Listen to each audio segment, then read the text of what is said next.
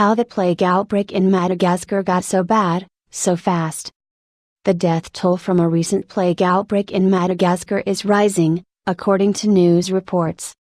The country's main agency responsible for tracking the disease, the Institut Pasteur de Madagascar, the Pasteur Institute of Madagascar, says the current outbreak, which began in August, has resulted in 805 cases of plague, causing at least 74 deaths, as of October 16.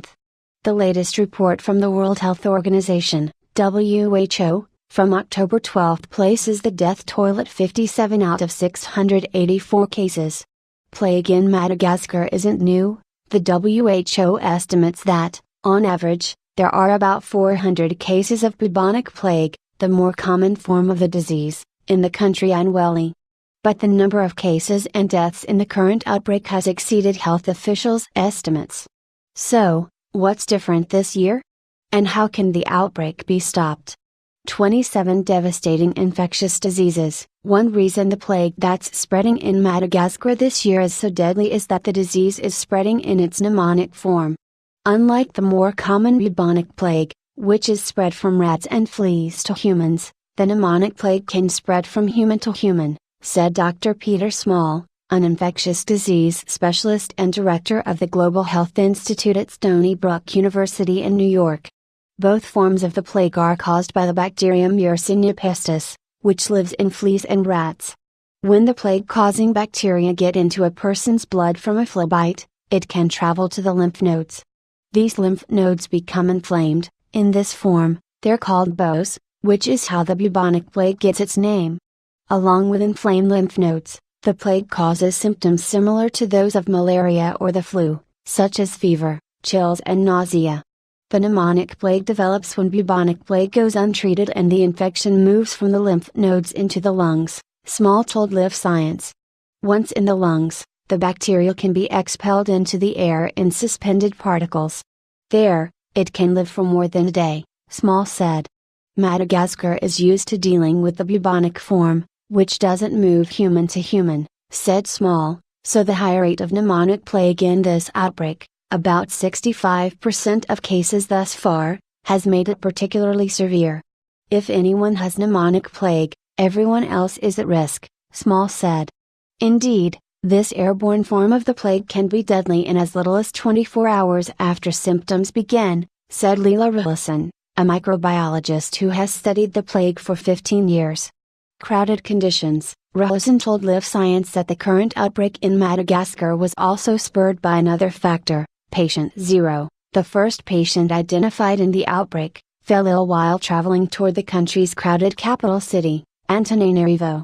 The patient, a 31-year-old man, started having malaria-like symptoms on August 23, according to the WHO.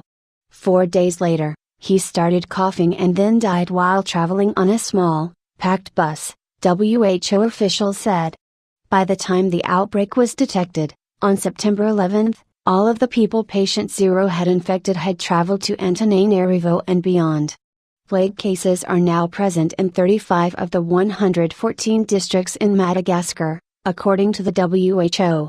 5 most likely real-life contagions. The easy transmission of the disease and high population density in the capital led the disease to spread more quickly, Rillison said. To slow the current outbreak, it's vital to control the spread of the plague and get life-saving antibiotics to afflicted regions as fast as possible is vital, she said. But these tasks can be challenging in a country like Madagascar, experts say.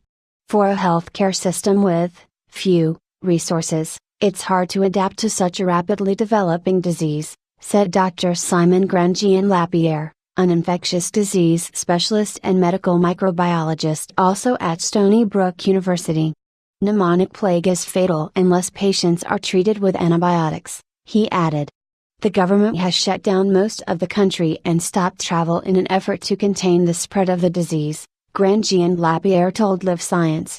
But in the Renomafana National Park and Antananarivo, where Grandjean-Lapierre conducts his research in Madagascar, most of the population doesn't seem very worried, possibly because the community hasn't internalized the increased dangers of the pneumonic plague versus the bubonic form, he said. Moreover, The Malagasy people are still ashamed about the plague, said Relison, who is originally from Madagascar. There is a stigma around it. For people, it's linked to the rats. Rats are linked to dirt and poverty. So it's a difficult situation. Relison worries that this shame encourages sick people to hide, something she's encountered while working with the WHO in Madagascar. Now, we need a very fast response, Relison said. It's critical that the outbreak be contained as soon as possible.